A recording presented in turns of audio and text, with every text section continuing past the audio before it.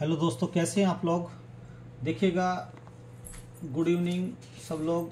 आज आपके लिए एक 85% डाउन स्टॉक, अपने हाई का 85% डाउन स्टॉक मैं आपको बता रहा हूं, और जो बहुत मजबूत कंपनी है और जिसके फंडामेंटल्स भी बहुत ज़्यादा हैं और जानी मानी कंपनी है, और 85% डाउन चल रही है।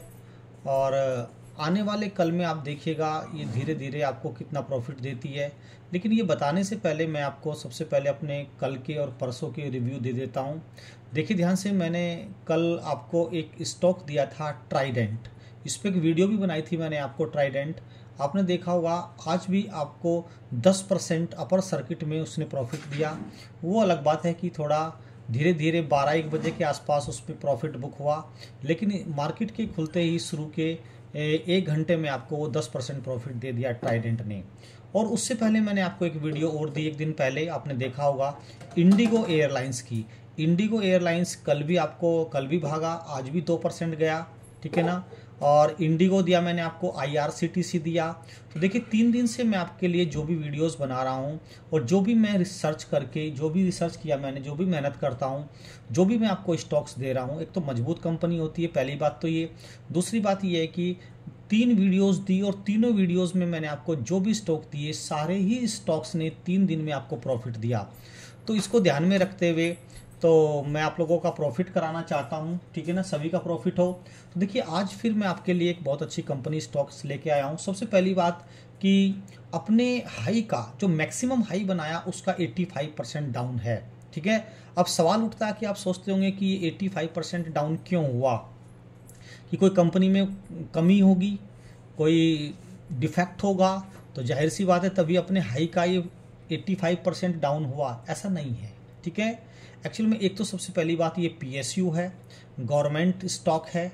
दूसरी बात, गवर्नमेंट स्टॉक्स में भी एक बैंकिंग स्टॉक है। तो जब बैंकिंग स्टॉक्स होते हैं तो पहली गवर्नमेंट्स में आपने देखा कि जो ये PSU स्टॉक्स थे, बैंक थे, इन पर NPA बढ़ गया था बहुत ज़्यादा। NPA बढ़ता गया और गवर्नमेंट्स क्या करती थी, इनको कुछ लाख करोड़, कुछ हज़ार करोड़ रुपया दे देती थी, तो इनका कुछ NPA कम हो जाता था। लेकिन अपनी ग्रोथ नहीं कर पाते थे ये, तो इनका NPA फिर वहीं आ जाता था। लेकिन इस गवर्नमेंट में आने से 5-6 साल से देखा गया कि इस गवर्नमेंट ने इनको कोई पैसा तो दिया नहीं, लेकिन कुछ बड़े बड़े बैंकों को, 4-5 बैंकों को आपस में मर्ज कर दिया। आपने देखा भी होगा कि बैंक ऑफ इंडिया या बैंक ऑफ बड़ौदा या PNB, इन कुछ बैंकों को मर्ज किया तो इनका एक कैपिटल बढ़ा, और कैपिटल बढ़ा तो ये धीरे धीरे बैंक ग्रोथ करने लगे, ठीक है ना। तो देखिए फेस वैल्यू इस स्टॉक की 10 है, और जाहिर सी बात है जिस स्टॉक की फेस वैल्यू 10 होती है उसको ऑपरेटर भगाता बहुत है। अगर इस बार ऑपरेटर ने ये स्टॉक, ठीक है ना, इस समय ये स्टॉक चल रहा है 118 रुपये 65 पैसे पर। आज का जो इसका LTP है, जो आज का प्राइस है इसका 118 रुपये लगभग 35 पैसे 85 पैसे के आसपास ये बंद हुआ, ठीक है ना। और देखिए ध्यान से, इस स्टॉक्स ने लास्ट 5 ट्रेडिंग सीजन में 4% का रिटर्न दिया, क्लियर। और लास्ट 6 मंथ में इसने 51% का रिटर्न दिया। तो 51% का रिटर्न आप समझ सकते हैं कि धीरे धीरे स्टॉक चल रहा है। 6 मंथ में 51% का रिटर्न, यह कि अगर आपने 1 लाख रुपया लगाया होता तो आज की डेट में इसके आपके 1.5 लाख रुपए बन गए होते, क्लियर। पहली बात तो आप जो पैसा लगाते हैं इसमें डूब नहीं सकता बिल्कुल भी, इस बात की गारंटी है। तो देखिएगा स्टॉक का मैं नाम बता देता हूं आपको। स्टॉक है बैंक ऑफ इंडिया, ठीक है ना। जैसे बैंक ऑफ बड़ौदा, अभी आपने देखा बैंक ऑफ बड़ौदा 4-5 महीने से रेगुलर भाग रहा है, इतना तेज भाग चुका, इतना डबल हो गया, ठीक है ना। बैंक ऑफ PNB डबल हो गया, ठीक है ना। तो उनको पकड़ना बहुत मुश्किल हो रहा है, वो अपने बहुत हाई वैल्यूएशन पर पहुंच गए हैं। लेकिन बैंक ऑफ इंडिया में अभी ग्रोथ बहुत बाकी है। सबसे पहली बात कि इसकी जो फेस वैल्यू है 10 है, 85% डाउन पे चल रहा है। दूसरी बात, जो इसकी बुक वैल्यू है वो 147 है, बुक वैल्यू 147। आज का प्राइस इसका 118 रुपये, यानी कि अपनी बुक वैल्यू से भी डाउन चल रहा है ये। और ये आप जानते हैं कि जो स्टॉक अपनी बुक वैल्यू से भी डाउन होता है तो उसमें ग्रोथ के कितने चांसेस होते हैं। तो जाहिर सी बात है अपनी बुक वैल्यू को तो ये रीच करे ही करेगा।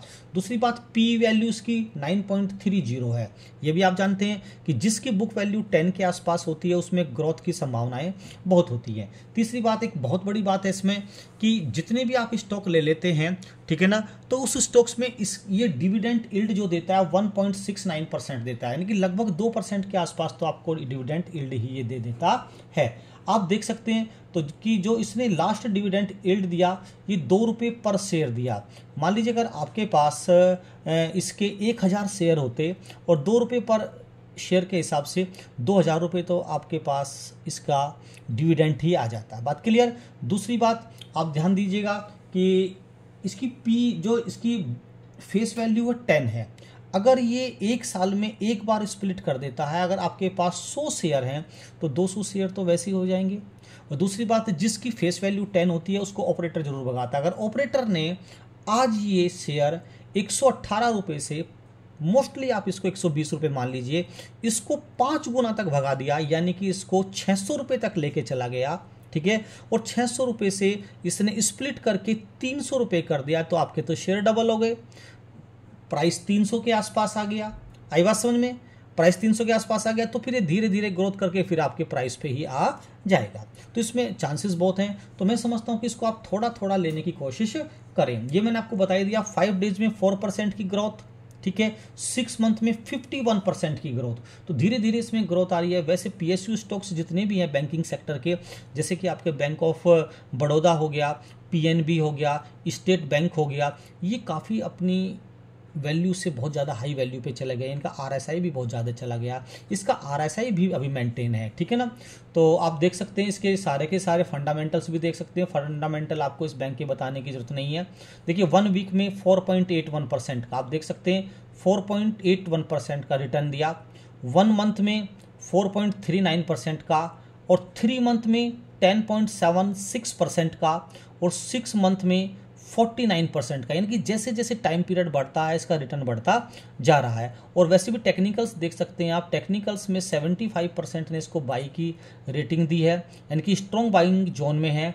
आई बात समझ में? स्ट्रॉन्ग बाइंग जोन में आप देख सकते हैं। दूसरा आप देख सकते हैं कि 1 साल की अगर इसका टारगेट दिया जाए तो 1 साल का कुछ एजेंसियों ने टारगेट इसका 400 से 450 के बीच में रखा हुआ है, ठीक है। तो टारगेट को तो आप छोड़िए, वो तो एक अलग बात होगी, वो तो अलग अलग एजेंसियां देती हैं और कुछ सही होती हैं, कुछ गलत भी हो जाती हैं। तो मेरा कहने का मतलब है, अगर आप इस शेयर को खरीदना चाहते हैं तो उसका खरीदने का एक ही तरीका, मान लीजिएगा आपको, अगर आप देख पा रहे हैं थोड़ा सा, अगर आप देख पा रहे हैं तो आपने देखा एक यू शेप कर्व बनाइए। आज का प्राइस इसका 118 रुपये है। आज का प्राइस आप देख सकते हैं इसका 118 रुपये है। आप इसको कल अगर आप, मैं 20,000 के अकॉर्डिंग बताता हूँ, इसके 4 इंस्टॉलमेंट बना लीजिएगा आप। अगर आप 118 रुपये पे ही कल इसको 10,000 का खरीद लेते हैं, क्लियर, तो सोचिए, मान लीजिए कुछ दिनों बाद ये गिरकर 100 रुपये आ गया, क्लियर। 100 रुपये जब जैसे ही आता है, ये वैसे तो 18% गिर नहीं सकता, लेकिन मार्केट में कुछ भी हो सकता है। अगर 100 रुपये भी आता है तो आप इसको 5,000 का खरीद लीजिएगा, 15,000 का आपका हो गया, आपका कुछ एवरेज आउट हो गया। फिर अगर ये फिर और गिर जाता है, 90 रुपये पे आ जाता है, फिर आप इसको 5,000 का खरीद लीजिएगा। 80 रुपये पे आता है, फिर आप इसको 5,000 का खरीद लीजिएगा।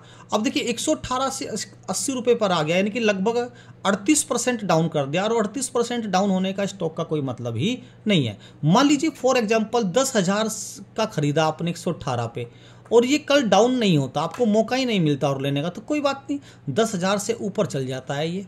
मान लीजिए 10,000 से ऊपर चल जाता और 8, 10, 15 दिन में ये 10% बढ़ जाता है, तो आपके तो 10% भी बढ़ जाता है, तो आपके तो 1,000 रुपये बन गए। 1,000 रुपये लेके अपने बाहर निकल जाइएगा। फिर थोड़ा डाउन होता है, फिर ले लीजिएगा, ऐसे यू शेप कर्व में ले लीजिएगा। अगर 118 से गिर के मान लीजिए 180 पे भी आता है, और 118 से 80 पे भी आ गया, और आपका जो एवरेज आउट है लगभग 90 रुपीज़ का आ गया, 25,000 रुपये लेते लेते आपका 90 रुपीज़ का आ गया, तो धीरे धीरे उसी पोजीशन पे अगर जब 118 पे जाता है तो जाहिर सी बात है, यानी कि 90 और 118, 28 रुपये पर शेयर आपको बच जाएगा। यानी कि आपका एक सिंपल सा मेथड है, यू शेप कर में थोड़ा थोड़ा लीजिएगा आप लोग, और आपको प्रॉफिट जरूर होगा, ये मेरी गारंटी है। और आपने देखा भी होगा, मेरे पिछले स्टॉक्स देखे होंगे आप लोगों ने, जो कल आपको ट्राइडेंट दिया, उसमें आपको प्रॉफिट अच्छा मिला। उसके बाद आपको इंडिगो दिया, इंडिगो भी बहुत भागा, उसमें आपको प्रॉफिट मिला। उसके बाद मैंने आपको इंडियन होटल्स दिया, इंडियन होटल्स 3 दिन में 8 से 9% जा चुका है, जबकि ट्राइडेंट तो 30% बढ़ चुका है, ठीक है ना। और अगर आपको मेरे स्टॉक से फ़ायदा होता है तो आप मेरे चैनल को शेयर कीजिएगा, और अगर आप नए हैं तो चैनल को सब्सक्राइब कीजिएगा और ऐसे प्यार देते रहिएगा। और देखो, आप लोगों के लिए वीडियो बनाते हैं, हमारी दक्षिणा यही होती है कि बस आप लाइक कीजिए, चैनल को सब्सक्राइब कीजिए और अपने मित्रों को, रिलेटिव्स को ज़रूर इसको सेंड करिएगा। और मैं आपके लिए रोज़ नए नए 1 या 2 स्टॉक ज़रूर देता रहूँगा, ये मेरी गारंटी है। 80% स्टॉक में मैं आपको फ़ायदा कराऊँगा, पूरा फंडामेंटल सर्च करके पूरी नॉलेज लेने के बाद ही आपको स्टॉक रिकमेंड किया जाता है। लेकिन बस मेरी आपसे एक एडवाइस होगी कि आप थोड़ी थोड़ी क्वांटिटीज़ लें।